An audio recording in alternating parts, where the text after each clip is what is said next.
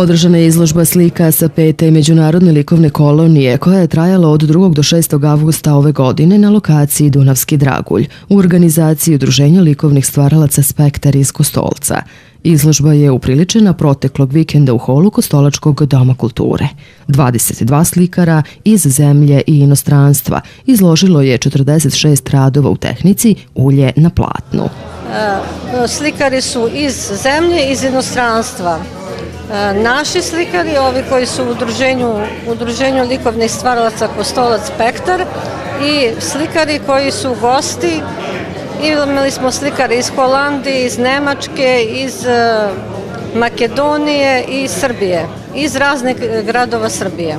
Posetioci su, pored razgledanja slika, uživali i u propratnom kulturno-umetničkom programu.